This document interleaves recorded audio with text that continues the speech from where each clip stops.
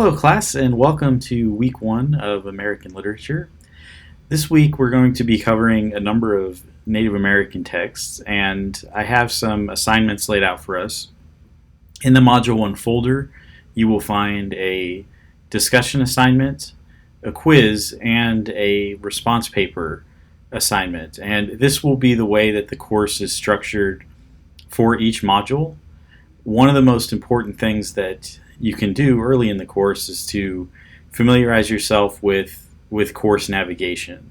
So I have several modules open, and the rest of the modules for the course will open as our time to cover those texts approaches. Now you can see the entire reading list on the syllabus, so I do encourage you to take a look at that. Because this is an online course, one of the things that I try to do is to discuss and preview some of the texts that we're going to be looking at. So I will be posting several resources and little mini lectures this week that help familiarize you with those texts.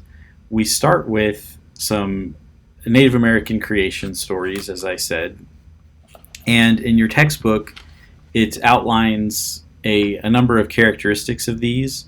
One of the things that you learn is that the Iroquois term is a French term that actually comprised several different tribes.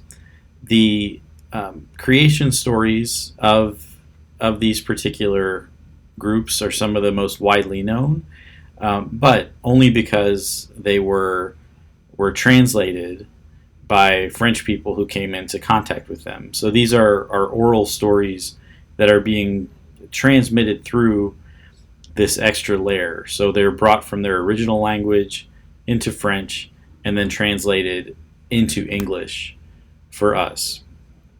And I think this is a pretty significant point for the course to start in this way. It's a course about American literature, and one of the things that we're doing is we're really questioning what that means, what American identity means. And for the first text we read to actually be a translation of French, I think that really illustrates that America at its earliest literary moments was not in English, and it wasn't in French either. I mean, it was in these original native languages. So these texts that we're reading put us into contact with a very deep history of American literature that is at times difficult to access because of that language barrier.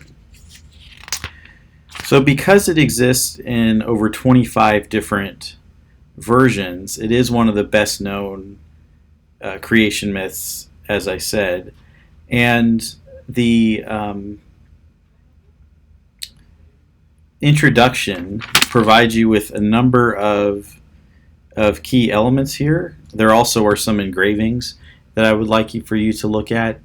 And just as a final note on this, in preparation for the course, it's essential that you get a hold of the textbook and that you try to get a hold of the edition that I assigned, which is the 9th edition, and it looks like this.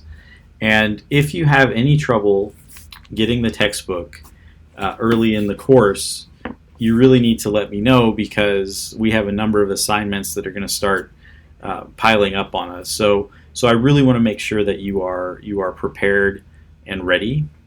So again, I am very pleased to have you in the course.